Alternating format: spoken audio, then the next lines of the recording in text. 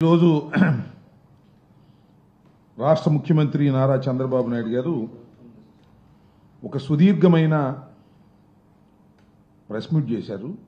అంటే ఆయన ఎప్పుడు చేసినా సుదీర్ఘమైన ప్రెస్ మీటే చేస్తారనుకోండి.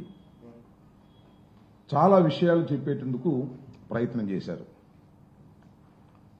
ముఖ్యంగా ఆయన చేసినటువంటి దానిలో ప్రధానమైంది కొన్ని విషయాలు ఆయన చెప్పేదానికి ప్రయత్నం చేశారు. దాన్ని ఒక రిపోర్ట్ అది దాని మీద చాలా వివరంగా చెప్పేటందుకు ప్రయత్నం చేస్తూ ఆయన మొత్తం మీద చెప్పినటువంటి అంశం ఏమిటంటే టోటల్గా ఆయన ఇచ్చినటువంటి హామీలన్నీ కూడా నెరవేర్చలేకపోతున్నాను, చాలా మంది తొందరగా నెరవేర్చాలని అడుగుతా ఉన్నారు.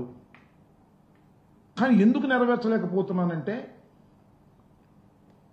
ఈ రాష్ట్రం జగన్మోహన్ రెడ్డి గారి టైంలో సర్వనాశనం చేసేశాడు. నేను ఎన్నికలకు ముందు కొన్ని వాగ్దానాలు ఇచ్చాను. కానీ ఎన్నికల ముందు నేను ఇచ్చినటువంటి వాగ్దానాలు అప్పుడు నేనేమనుకున్నానంటే ఇంతగా సర్వనాశనం చేశాడు నేను అనుకోలే. నేను ఊహించిన దానికన్నా కూడా ఎక్కువ నాశనం అయిపోయింది ఈ రాష్ట్రం. వ్యవస్థలన్నీ కూడా సర్వనాశనం చేసేశాడు జగన్మోహన్ రెడ్డి గారు అనేటువంటి ఒక మాట చెప్పే ప్రయత్నం చేస్తున్నాడు. అధికారంలోకి వచ్చిన దగ్గర నుంచి ఇదే పని. అసలు మనం ఒప్పుకోకపోతే ఊరికిందట్లేడు. ప్రజలు ఒప్పుకోకపోతే మీరే బెటర్ అండి, జగన్మోహన్ రెడ్డి గారు సరిగ్గా పరిపాలన చేయలేదు, నాశనం చేశాడు, అందువల్ల మీరు కూడా ఇవాళ సరిగ్గా పరిపాలన చేయలేకపోతున్నారు అని ఒప్పుకునేదాకా చంద్రబాబు నాయుడు గారు ఒప్పుకునేదట్లేరు. ముందు నేను మనవి చేస్తున్నా, అయ్యా నారా చంద్రబాబు నాయుడు గారు, మీరు అనేక వాగ్దానాలు చేశారు. ఆ వాగ్దానాలని అమలు చేస్తాను అన్నారు. జగన్మోహన్ రెడ్డి గారు చాలా స్పష్టంగా చెప్పారు, చంద్రబాబు నాయుడు గారు చేసేటటువంటి వాగ్దానాలు నెరవేర్చలేనివి, దానికి కావాల్సినటువంటి ఫైనాన్షియల్ సపోర్ట్ ఈ రాష్ట్రంలో లేదు, నేను 5 సంవత్సరాలు పరిపాలన చేశాను అని లెక్కల వారీగా అన్ని వివరంగా చెప్పారు. అయినా సరే నేను చేస్తాను అని చెప్పేసి చంద్రబాబు నాయుడు గారు ప్రజల్ని భ్రమింపచేశారు. ఓట్లు వేశారు. చంద్రబాబు నాయుడు గారు అధికారంలోకి వచ్చారు. కూర్చున్న దగ్గర నుంచి ఒకటే గొడవండి, జగన్మోహన్ రెడ్డి సర్వనాశనం చేశాడు, అందుకు నేను చేయలేకపోతున్నాను. అయ్యా నేను అడుగుతా ఉన్నా చంద్రబాబు నాయుడు గారు, మీరు ముఖ్యమంత్రి కాకముందు ఈ ఎన్నికల ప్రచారంలో ఏం చెప్పారంటే మీరు అందరూ ఒకసారి గుర్తుపెట్టుకోండి, జగన్మోహన్ రెడ్డి గారు 14 లక్షల కోట్ల రూపాయలు అప్పు చేశాడు. ఇన్ని 14 లక్షల కోట్ల రూపాయలు అప్పు చేశాడని ఓదరగొట్టాడు. ఎన్నికలు అయిపోయాయి. ఆయన అదృష్టమో రాష్ట్ర ప్రజల దురదృష్టమో కూటమి ప్రభుత్వం అధికారంలోకి వచ్చింది. ఎన్నండి లెక్కలు తేల్చింది మీరు? ఎంత వచ్చాయి? 14 లక్షల కోట్ల రూపాయలు అప్పు చేశారని ప్రచారం చేస్తే లెక్కలేసి రాస్తే 6,46,537 కోట్లు తేల్చారండి ప్రభుత్వం. వారి లెక్కల ప్రకారమే. ఇంకా అవి ఇవి లేనిపోయినవన్నీ కలిపేదో 9 లక్షల కోట్లు అని చెబుతున్నారు. కానీ వాస్తవానికి 6,46,537 కోట్లు మాత్రమే జగన్మోహన్ రెడ్డి గారి కాలం వరకు జరిగినటువంటి అప్పు అని ఖచ్చితంగా బడ్జెట్ పేపర్స్లో తేల్చారు. నేను అడుగుతా ఉన్న చంద్రబాబు నాయుడు గారు, ఇందాక ఒక మాట అన్నాడు, మేము ఊహించిన దానికన్నా కూడా ఎక్కువగా ఈ రాష్ట్రం నాశనం అయిపోయింది, మేము అది ఊహించలేకపోయాం, అందువల్ల ఇవాళ పథకాలన్నీ అమలు చేయలేకపోతున్నాం అనేటువంటి మాట ఆయన మాట్లాడాడు. ఏమండి, మీరు 14 లక్షల కోట్ల రూపాయలు అప్పు చేశారని ఊహించి చెప్పారే, చివరికి చూస్తే చట్టంలో దాని ప్రకారం చూస్తే కేవలం 6,46,000 కోట్ల రూపాయలు మాత్రమే ఉన్నదే. ఎక్కడండి నాకు తెలియకడుగుతాను చంద్రబాబు నాయుడు గారు, ఊహకు అందకోకుండా జరిగింది. మీరు చేసిన ప్రచారానికన్నా మీరు ఊహించిన దానికన్నా తక్కువ అప్పులే జగన్మోహన్ రెడ్డి గారు చేశారు. అంతేకాదు, ఈ రిపోర్ట్ ప్రకారం చంద్రబాబు నాయుడు గారు ఏమంటారంటే 2022-23 క్యాపిటల్ ఎక్స్పెండిచర్ జగన్మోహన్ రెడ్డి గారు చేసింది 7,244 కోట్లు. బారోయింగ్ ఎంత?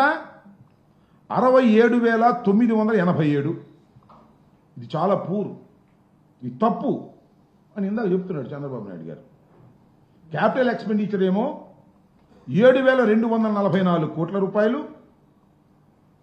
బారోయింగ్ ఏమో 67,985 కోట్ల రూపాయలు బారోయింగ్ చేశారు. క్యాపిటల్ ఎక్స్పెండిచర్ ఇదే కట్ చేశారు జగన్మోహన్ రెడ్డి గారు. ఇది తప్పు, ఇలా చేయటం అన్యాయం, అక్రమం అని చెబుతున్నాడు. నేను అడుగుతా ఉన్నా చంద్రబాబు నాయుడు గారిని సూటిగా సమాధానం. ఎందుకంటే చంద్రబాబు నాయుడు గారు అంత అనుభవం లేదు, ఆయన అంత మేధావిని కాదు, ఆయనలాగా కథలు చెప్పలేను. కానీ నేను అడుగుతా ఉన్నా, 2024-25 చంద్రబాబు నాయుడు గారు అధికారంలోకి వచ్చి కూర్చున్నాడు. ఆయన బారోయింగ్ ఎంతో తెలుసా? అక్కడ మా బారోయింగ్ 67,985 కోట్ల రూపాయలు అయితే ఆయన బారోయింగ్ 73,685 కోట్ల రూపాయలు బారోయింగ్ చేశారు చంద్రబాబు నాయుడు గారు మొదటి సంవత్సరంలోనే. క్యాపిటల్ ఎక్స్పెండిచర్ ఎంతో తెలుసా? 8,894 కోట్ల 90.98 కోట్లు బారోయింగ్ చేశారు. మేము చేసింది ఎంత? 7,244 కోట్లు క్యాపిటల్ ఎక్స్పెండిచర్ చేసి 67,000 కోట్ల 985 కోట్ల రూపాయలు మేము బారో చేస్తే ఆయన 73,635 కోట్ల రూపాయలు బారోయింగ్ చేసి 8,894 కోట్ల రూపాయలు ఆయన ఖర్చు పెట్టాడు. దానికి దీనికి కంపేర్ చేయండి. అదేమో తప్పంట, ఇదేమో రైట్ అంట. చెప్పేవాళ్ళు అమాయకులైతే వినేవాళ్ళు ఇలాగే ఉంటారన్నట్టుగా, వినేవాళ్ళు అమాయకులైతే చెప్పేవాళ్ళు ఈ విధంగా ఉంటారన్నట్టుగా చంద్రబాబు నాయుడు గారు ఈ కథలు చెప్పేటటువంటి ప్రయత్నం చేస్తున్నారు. టోటల్గా పచ్చి అబద్ధాలు చెప్పేటటువంటి కార్యక్రమం చేయటం, దాన్నేమో ప్రజలు నమ్మించాలనేటువంటి ప్రయత్నం. ఆయనకి వంది మగదు. ఇందాక చూసే ప్రెస్ మీట్లో చంద్రబాబు నాయుడు గారు అన్నీ చెప్పిన తర్వాత జగన్మోహన్ రెడ్డి గారి పరిపాలనలో చాలా విధ్వంసం జరిగిపోయిందని అంటే ఇంకో ఆయన ఎవరో పత్రికా విలేకరు ఆయన అంటున్నాడు, వాళ్ళ బ్యాచే. అంటే కొంతమంది మంచి వాళ్ళు కూడా ఉన్నారు అనుకోండి, మీరు చెప్పింది చాలా తక్కువ అండి, ఇంకా ఇవి కలిపితే ఇంకా ఎక్కువ అవుద్ది అంటాడు.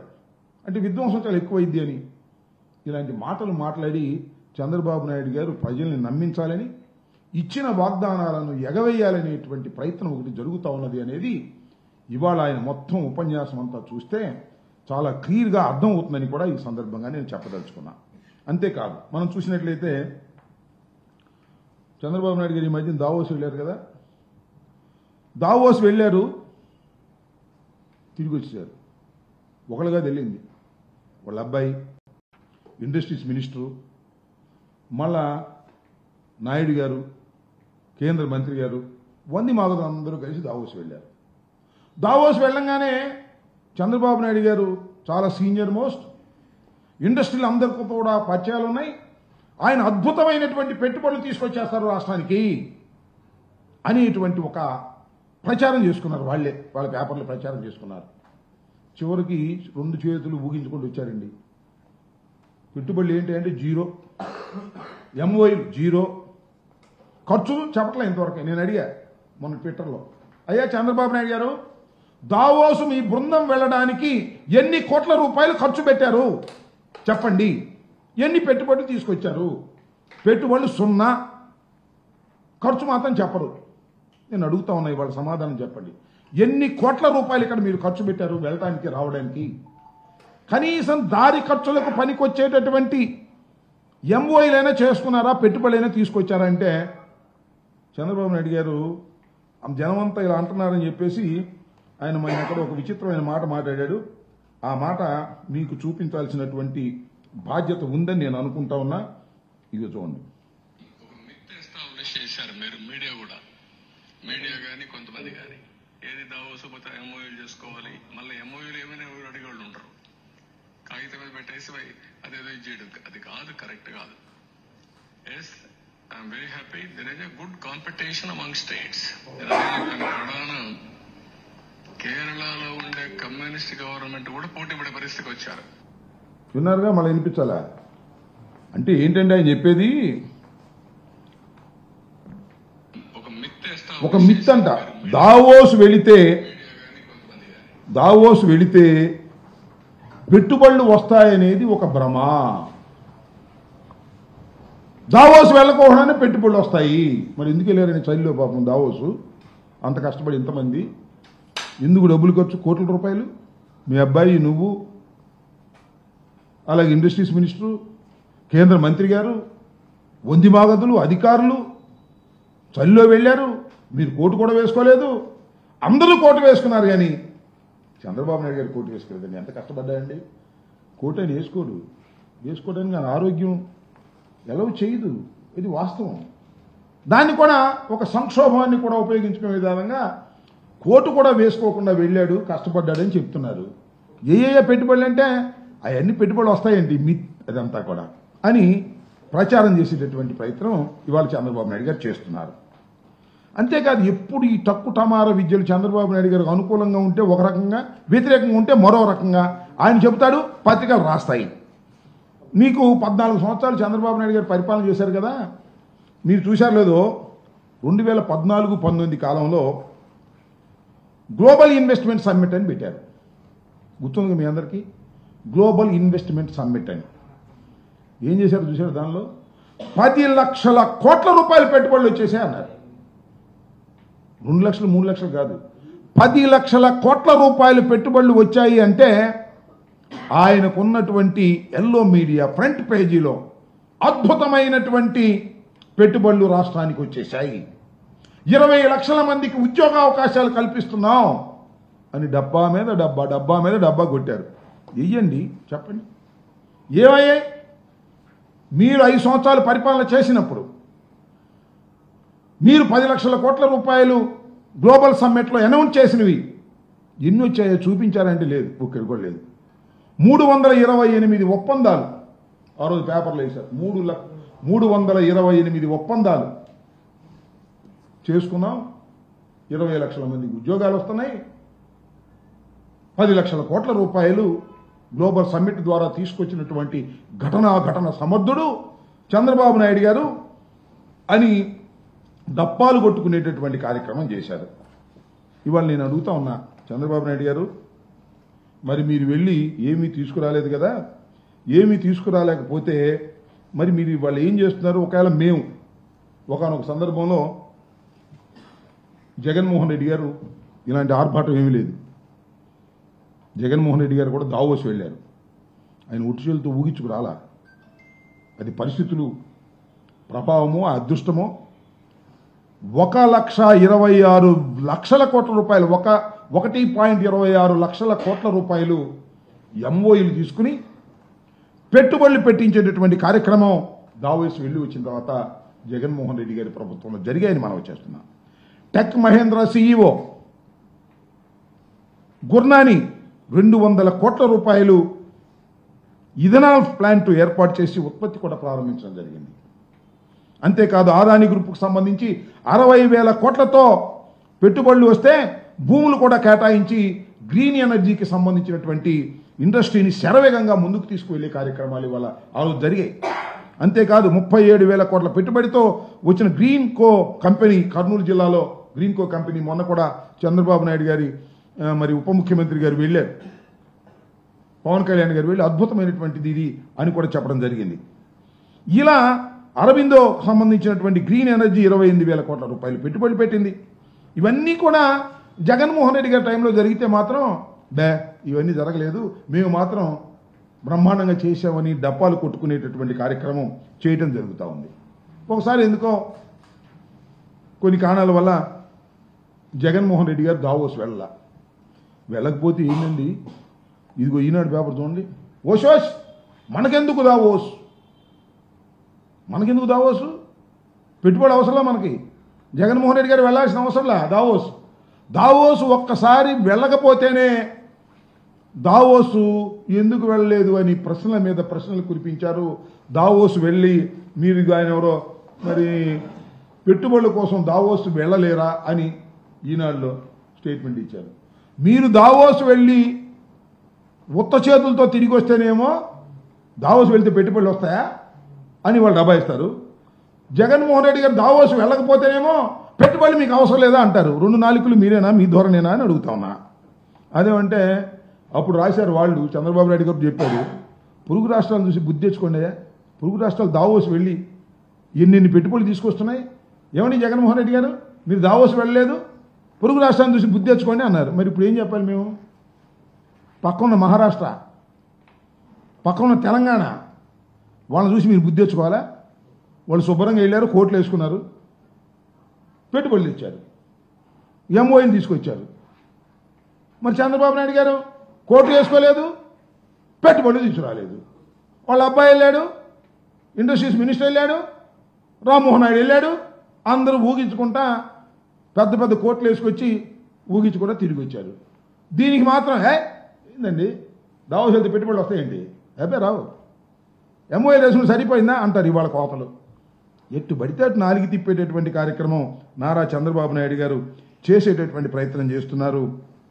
కట్టుకథలు వినిపించేటటువంటి ప్రయత్నం చేస్తారు. అసలు నిజంగానండి చాలా మెచ్చుకోవాలి. అసలు ఏ మాటకు ఆ మాట మన చంద్రబాబు నాయుడు గారిని, ఆయనకున్నటువంటి ప్రచార ఆర్భాటాలని, వారికి ఉన్నటువంటి వంగి మాగదుల్ని, వారికి ప్రచారం చేసే ఎల్లో మీడియాని అద్భుతంగా మెచ్చుకోవాలి. ఎందుకంటే బ్రహ్మాండమైన కథలు అల్లి చెబుతుంటారు. ఒక పగిలిపోయిన గ్లాసు కథ మీకు వినిపించేటటువంటి ప్రయత్నం నేను చేస్తాను. సావధానంగా ఏమని కొద్దిగా పెచ్చుగా ఉంటుంది, అయినా పర్వాలేదు, ఓర్పుగా ఏమని ఇక్కడ బండారు వెంట బయట పెడదాం. దావోస్లో ఇన్వెస్ట్మెంట్ సమ్మిట్కి వెళ్ళినప్పుడు ఒక హోటల్లో బస్ చేశారు. చంద్రబాబు గారి రూమ్లో, చీఫ్ సెక్యూరిటీ వాళ్ళు వేరే రూమ్లో, ఆఫీసర్స్ వేరే రూమ్లో, ఇలా ఉన్నారు అందరూ. అప్పుడు -12 degrees టెంపరేచర్లో ఆ రూమ్, హోటల్ రూమ్ వెంటిలేటర్ కొంచెం పగిలి మంచు మొత్తం లోపలికి వస్తే రాత్రంతా నిద్ర పట్టలేదు ఈ ఆఫీసర్స్కి. ఇబ్బంది పడి రగ్గులు కప్పుకొని చాలా ప్రయత్నాలు చేసి హోటల్ స్టాఫ్కి ఫోన్ చేసి ఏదో రాత్రంతా ఇబ్బంది పడి కొంచెం తెల్లవారుజాము నిద్రపోయారు. మగతగా నిద్ర పట్టింది. తెల్లారేసరికి లేట్ అయింది. వాళ్ళు లేచేసరికి లేచి చూడగానే చూస్తే వీఐపీ లేరు. సిఎస్పై ఫోన్ చేస్తే వీఐపీ లేరు, వచ్చారన్నారు. వీళ్ళు కంగారు వచ్చి గబగబా రెడీ అయిపోయి అప్పుడే ఎందుకు వెళ్ళిపోయారు అని చెప్పి వెళ్ళేసరికి ఇంకా స్టాల్స్ అన్ని ఓపెన్ కాలే. ఆంధ్రప్రదేశ్ స్టాల్ ఒకటే ఓపెన్ అయింది, మిగిలినవన్నీ అప్పుడప్పుడే వస్తున్నారు.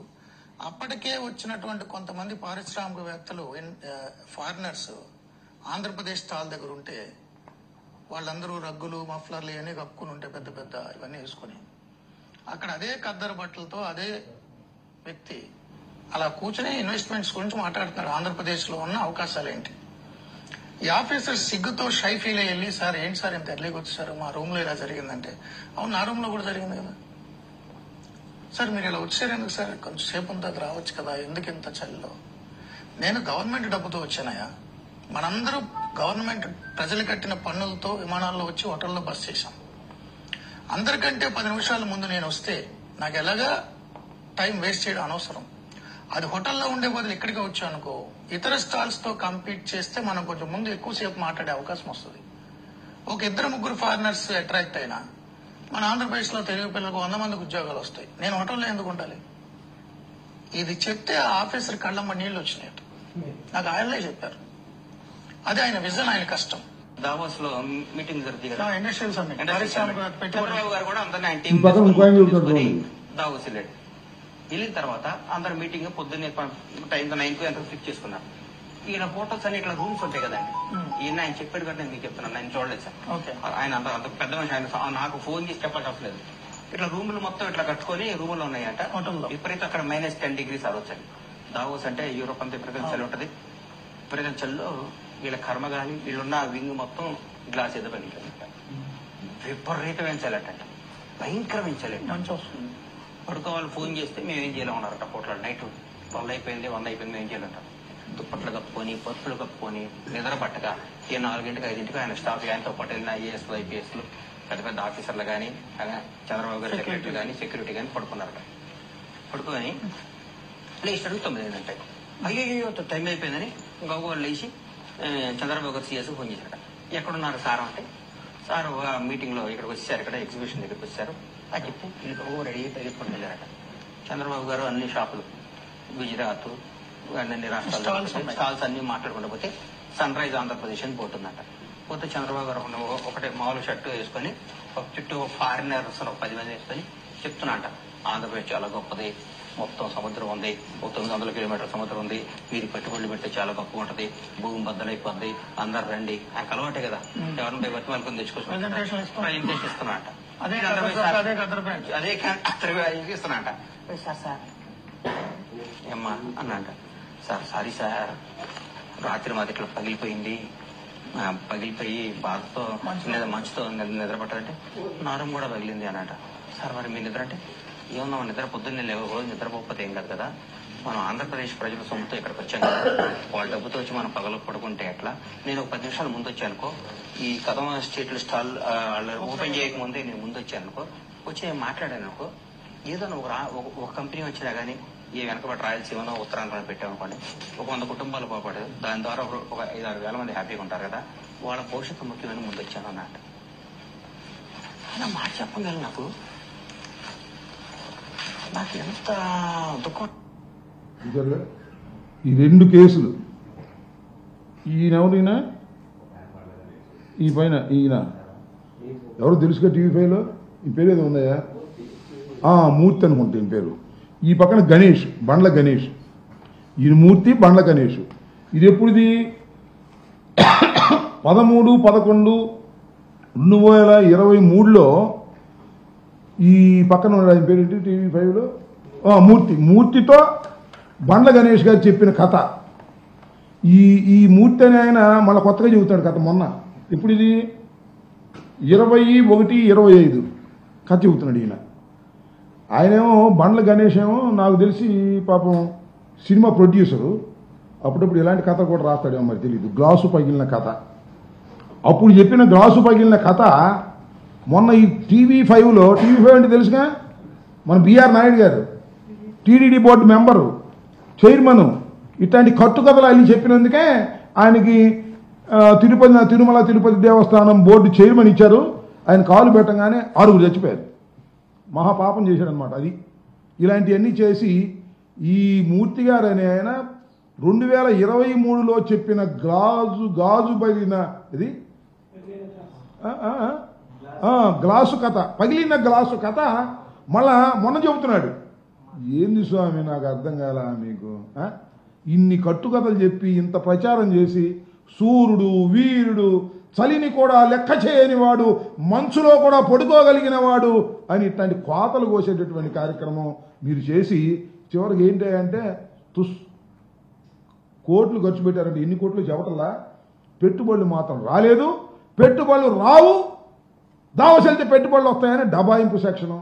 ఇట్లాంటి పగిలిన గ్లాసు కథలు ఎన్నో చెప్పి చంద్రబాబు నాయుడు గారి దగ్గర ఏమీ లేకపోయినా ఒక అద్భుతాలు జరిగిపోతున్నాయి అనేటువంటి భ్రమను కల్పించేటటువంటి కార్యక్రమం ఇవాళ చంద్రబాబు నాయుడు గారు చేస్తున్నారు. ఇందాక ఉపన్యాసం కూడా అదే అద్భుతమైన ఉపన్యాసం చెబుతున్నాడు. అంత మొత్తం సారాంశం ఏమిటంటే, ఉపన్యాస సారాంశం, మీరు తొందరపడమాకండి, నేను ఇచ్చిన హామీలు చేయలేకపోతున్నాను, నిదానంగా చేస్తాను, సంపద సృష్టించే కార్యక్రమం చేస్తున్నాను, వండే కార్యక్రమం చేస్తున్నాను, వండి మీకు వారుస్తాను అని. వండేది లేదు, వార్చేది లేదు. జగన్మోహన్ రెడ్డి గారు అప్పులు చేశాడు, నువ్వు అప్పులు చేయకుండా పరిపాలన చేస్తున్నావా? నువ్వు అప్పులు చేసే పరిపాలన చేస్తున్నావు కదా. జగన్మోహన్ రెడ్డి గారు ఏ బాటలో వెళ్తున్నావు, నువ్వు ఆ బాటలోనే వెళ్తున్నావు కదా. ఇవాళ కోతలు కోసేటటువంటి కార్యక్రమం ఇవాళ చంద్రబాబు నాయుడు గారు చేసేటటువంటి పని చేస్తూ ఉన్నాడు. వాళ్ళ అబ్బాయిని చూసే ఇందాక ఏదో పెట్టుబడుల గురించి అడిగారు ఎవరో విలేకరులు, నీ బోటి విలేకరులు అడిగితే, ఏమండి అప్పుడు అమర్నాథ్ గారు మేము చేసినటువంటి ఎంఓయూలే కదా మీరు ఇప్పుడు ఇంప్లిమెంట్ చేస్తుంది అని అడిగితే, ఆ కోడిగుడ్డ అయినా అంటున్నాడు. మరి ఈయనేంటి పెద్ద పప్పు సోదు కదా, అప్పుడు దాకా పప్పు అనలేదా? ఏమండి నారా లోకేష్ గారు, మీరు గుర్తుపెట్టుకోండి, మీ నాన్నగారిని చూసి మిమ్మల్ని గౌరవిస్తున్నారు తప్ప, లేకపోతే నువ్వు పెద్ద పప్పు శుద్ధవి అని తెలుసు. మా అమర్నాథ్ ఉన్నాడే, కోడిగుడ్డుగా అంటున్నావే నువ్వు, ఆ కోడిగుడ్డు చెప్పిన ఆయన ఒక మంత్రి గారి కుమారుడు. ఆ నాన్నగారు చనిపోయిన తర్వాత కూడా ఈ రాష్ట్రంలో గౌరవం పొందుతున్నాడు. వాళ్ళు నాన్నగారు లేకపోయినా గౌరవం పొందుతున్నటువంటి వ్యక్తి మా అమర్నాథ్ని పట్టుకుని కోడిగుడ్డు అంటావు. నిన్ను పప్పు అంటే మాత్రం నువ్వు ఒప్పుకోవు. నువ్వు శుద్ధ పప్పువి. ఇవాళ కొద్దిగా నిన్ను గౌరవిస్తున్నారు. ఎందుకంటే మీ నాన్నగారు నువ్వు చెప్పినట్టే చేస్తున్నారు కాబట్టి, నాకు పదవి కావాలంటే నీకు దండం పెట్టాలి కాబట్టి, నిన్ను గౌరవించాలి కాబట్టి అందరూ నిన్ను గౌరవిస్తున్నారు. ఆ గౌరవం చూసి నిజమని రెచ్చిపోవద్దని కూడా మనవి చేస్తున్నా. ఇందా ఇక్కడ చదివా నేను, ఎర్ర బుక్కు చూస్తే తెలుగుదేశం వైసీపీకి భయమా? ఎందుకు భయం అన్నాడు. నాకేం భయం? నేను ఇప్పుడో చెప్పా, తిరుపతి మొన్న మీటింగ్ వెళ్ళినప్పుడు, నీ ఎర్ర బుక్కు నా కుక్క కూడా భయపడదని చెప్పా. Don't care. నీ ఎర్ర బుక్కు భయపడితే అసలు రాజకీయాలు ఎట్లా చేస్తామయ్యా? నీ ఎర్ర బుక్ కోసం భయపడేటువంటి పరిస్థితిలో ఏ ఒక్క కార్యకర్త లేదు. ఎంతమంది జైల్లో వేసినా మేము ముఖవని ధైర్యంతో పోరాడుతున్నటువంటి సందర్భాలు ఉన్నాయని కూడా మనవి చేస్తున్నాం. ఇవాళ నేను రిపబ్లిక్ డే తరఫున మరి మన గవర్నర్ గారి చేత చెప్పించారు. ఏం చెప్పించారు? ఏమీ లేవు. ఈ పని చేస్తామని చెప్పలా. మేము అధికారంలోకి వచ్చినటువంటి కొత్తలో రాష్ట్రపతి మన గవర్నర్ గారు రిపబ్లిక్ డే సందర్భంగా ఎన్ని విషయాలు మాట్లాడారో ఇక్కడ నేను మీకు గుర్తు చేస్తా. ఆ రోజు గ్రామ సచివాలయాలు ఏర్పాటు చేసే దాని గురించి మాట్లాడాం. 1,03,000 మందికి మేము శాశ్వతమైన ఉద్యోగాలు ఇస్తామని కూడా మేము ఆ రోజున చెప్పడం జరిగింది. 2,07,000 మందికి 2.7 లక్షల మందికి ఉపాధి కల్పిస్తామని చెప్పాం. మొత్తంగా 4 లక్షల మందికి ఏకంగా ఉద్యోగ అవకాశాలు, ఉపాధి అవకాశాలు కల్పిస్తామని ఆ రోజున చెప్పడం జరిగింది. అదేవిధంగా జగనన్న అమ్మఒడి గురించి చెప్పాం. అదేవిధంగా 3,000 కోట్ల ధరల స్థిరీకరణ నిధి గురించి చెప్పాం. ఈ విధంగా అనేకమైన విషయాలు, ఆరోగ్యశ్రీని పెంపొందించే కార్యక్రమాల గురించి చెప్పాం. అనేకమైన విషయాలను ఆ రోజున ఫస్ట్ రిపబ్లిక్ డే సందర్భంగా గవర్నర్ గారు చెప్పినటువంటి సందర్భం వాళ్ళు ఏమీ లేవు. అంత పోసుకోళ్ళు కవర్లు మమ్మల్ని తిట్టడం తప్ప మేము ఇది చేస్తామని చెప్పినటువంటి సందర్భమే లేదు. ఈ విధంగా ఒక దుర్మార్గమైనటువంటి పరిపాలన చేస్తూ ఇవాళ 6 మాసాలు అయిపోయింది. 6 కాదు, 8-9 మాసాలు అవుతుంది. ఇంకా జగన్మోహన్ రెడ్డి గారిని ఆడిపోసుకోవటమే. ఇవాళ బ్రాండ్ పెంచుతున్నారంట. ఆంధ్ర బ్రాండ్ అక్కడికి వెళ్ళి పెంచుతున్నారంట. ఎక్కడికి వెళ్ళి? దావోస్ వెళ్ళి. బ్రాండ్ నాశనం అయిపోయిందంట. మేమున్నప్పుడేమో పెట్టుబడులు వచ్చాయి, మీరున్నప్పుడేమో పెట్టుబడులు రాలేదు. బ్రాండ్ గురించి చెప్పేటటువంటి ప్రయత్నం, మీరు కథలు చెప్పుకుంటూ వెళుతూ జనాన్ని నమ్మించేటటువంటి ప్రయత్నం చేయటం అనేది దుర్మార్గమైనటువంటి విషయం అని కూడా ఈ సందర్భంగా నేను చెప్పదలుచుకున్నాను. అందువల్ల చంద్రబాబు నాయుడు గారు ఇచ్చిన ప్రతి హామీని నెరవేర్చుకోండి. మీరు హామీని నెరవేర్చకపోతే వైఎస్ఆర్ కాంగ్రెస్ పార్టీ ప్రధాన ప్రతిపక్షంగా ఉన్నటువంటి రాజకీయ పార్టీ మీ వెంట పడుతుంది, ప్రజా ఉద్యమాలను నిర్మిస్తుందని కూడా ఈ సందర్భంగా నేను చెప్పదలుచుకున్నాను. అదేవిధంగా మీరు అమ్మఒడి కార్యక్రమం తీసేసి తల్లికి వందనం అన్నారు. ఎప్పుడండి జీవో ఇష్యూ చేసింది? 9/7/2024 జీవో ఇష్యూ చేశారు. ఏమని? తల్లికి వందనం ఇస్తామని. ఒక తల్లికే ఇస్తామన్నారు. దాని మీద మేమందరం కూడా గట్టిగా మాట్లాడాం. అసలు మొత్తం ఎగ్గొట్టేశారండి. ఇంతవరకు లేదు. నెక్స్ట్ ఇయర్ నుంచి ఇస్తామంటున్నారంట. ఇస్తారో పెడతారో మనకు తెలియదు. ఈ విధంగా ఇచ్చిన ప్రతి వాగ్దానం ఇందాక చెప్తారు సూపర్ 6 అమలు చేస్తున్నామని. ఏం అమలు చేస్తున్నావు నాకు అర్థం కాదు. సూపర్ 6లో ప్రధానమైంది తల్లికి వందనం కదా. అదేవిధంగా ఆడవారికి బస్సు కదా. ఒక్కటి కూడా అమలు చేయాలి. సిలిండర్ల విషయం మాత్రం కొద్దిగా 3 సిలిండర్లు ఇచ్చి కార్యక్రమం చేస్తున్నారు.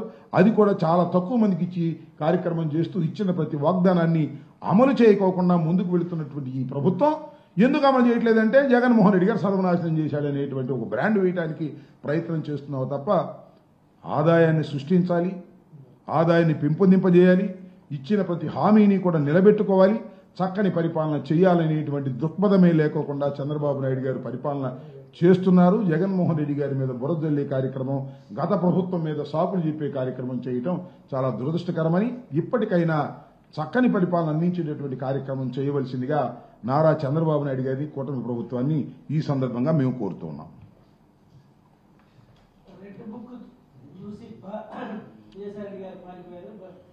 రెడ్ బుక్ చూసి ఎందుకు పారిపోతారు? రెడ్ బుక్ చూసి ఎవరు పారిపోలేదు. ఆయన రాజకీయాల నుంచి విరమించాడు. అది ఆయన స్పష్టంగా చెప్పాడు కదా. రెడ్ బుక్ చూసి భయపడేవాడు ఎవడు లేడు.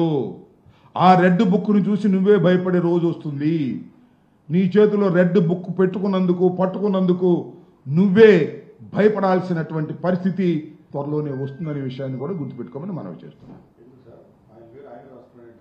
రాసుకోవటం కాదు, ఆయన వేధిస్తున్న వేధింపులకు ప్రజలు తిరుగుబాటు చేసే పరిస్థితి వస్తుంది. ఆయన వాళ్ళు ఎర్ర బుక్ అని చెప్పి దానిలో ఏ పిచ్చి మాటలు రాసుకుని అందరి మీద కేసులు పెట్టి గందరగోళం చేస్తున్నారు కదా. వాటికి ప్రతిఫలం నారా చంద్రబాబు నాయుడు గారి కుమారుడైన లోకేష్ అనుభవించక తప్పదు. అది నా అభిప్రాయం. మారనని చెప్పాడు ఆయన.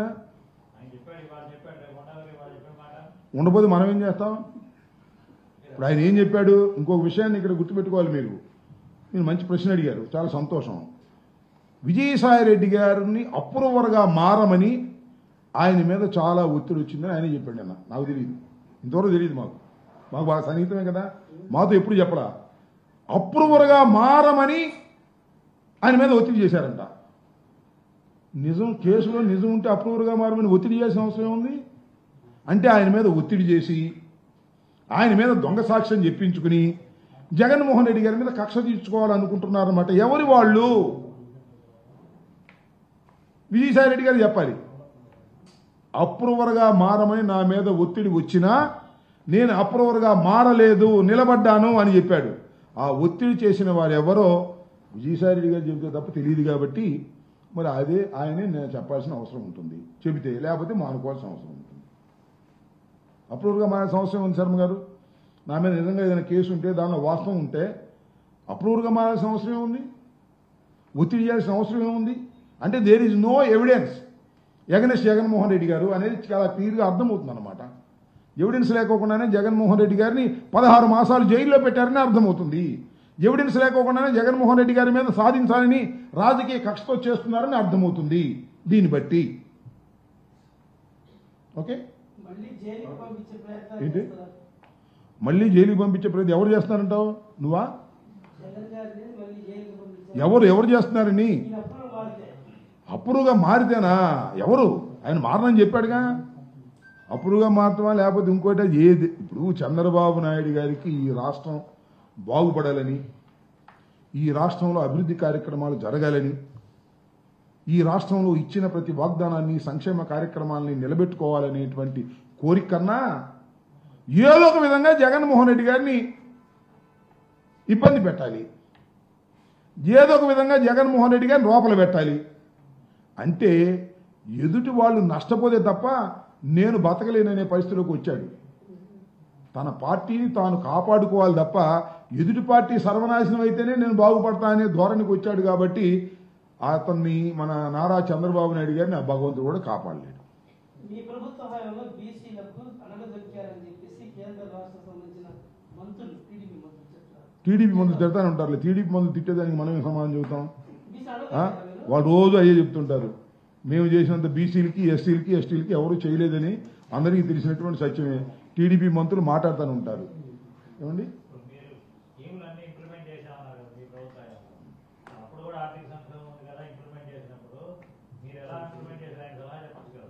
అడగాలి అయినా? అసలు మేము దుర్మార్గులం, దుష్టులం, పాపాత్ములం, అసలు సర్వనాశనం చేసిన వాళ్ళని వీళ్ళంటే మేము సలహాలు ఏం చెప్పాలండి?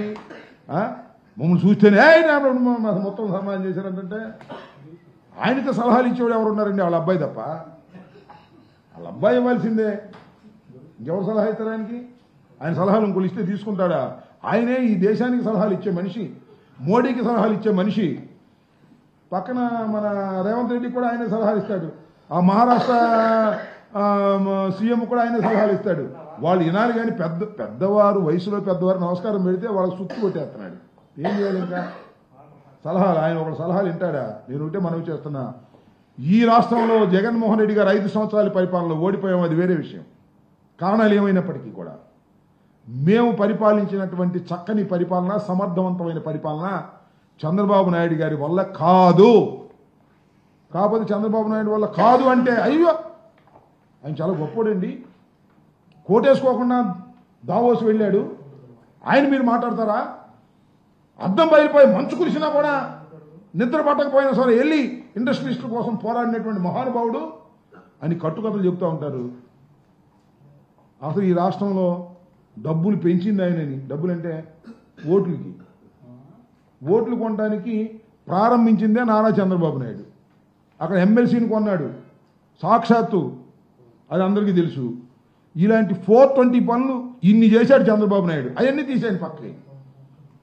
చంద్రబాబు నాయుడు గారు గొప్పోడని ఈ పత్రికలు రాయటం, గ్లాసు పగిలిన మంచు కురిసిన చంద్రబాబు నాయుడు గారు నిద్ర పుట్టకపోయినా రాష్ట్రం కోసం తప్పించిపోయాడు అని ఆయన ఎవరో, ఆయన పేరేంటి మూర్తి గారు, ఆయన పేరేంటి మన గణేష్ గారు కథలు చెబుతుంటే మనం నోరు ఎలికిలేసి వినాలి. ఇది జరిగే పని. అన్ని అభూత కల్పనలు, దుర్మార్గమైన రాజకీయాలు తెలుగుదేశం పార్టీ లక్షణం తప్ప తెలుగుదేశం పార్టీ అభివృద్ధి చేసే పరిస్థితిని ఒక మాట అడుగుతానయ్యా. 5 సంవత్సరాల పాటు ఈ రాష్ట్రంలో ముఖ్యమంత్రిగా పనిచేసి అమరావతిని ఏం చేసావో చెప్పని అడుగుతా ఉన్నా. ఇవాళ మేమేదో నాశనం చేసామంటున్నాం కదా, ఏం చేసావు అమరావతిలో? ఎన్నో వేల కోట్లు ఖర్చు పెట్టావు కదా. జగన్మోహన్ రెడ్డి గారు రిషికొండలో కట్టినటువంటి ఒక బిల్డింగ్ లాంటిది కట్టావు నువ్వు. ఒక్క బిల్డింగ్ కట్టడానికి కట్టలేకపోయావు.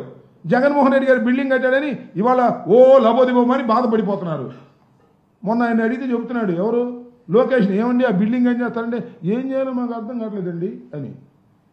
ప్రభుత్వం బంగ్లా కట్టిస్తే జగన్మోహన్ రెడ్డి గారు ఏం చేయాలో అర్థం కావట్లేదు అంత బ్రహ్మాండమైన బిల్డింగ్ వైజాగ్లో.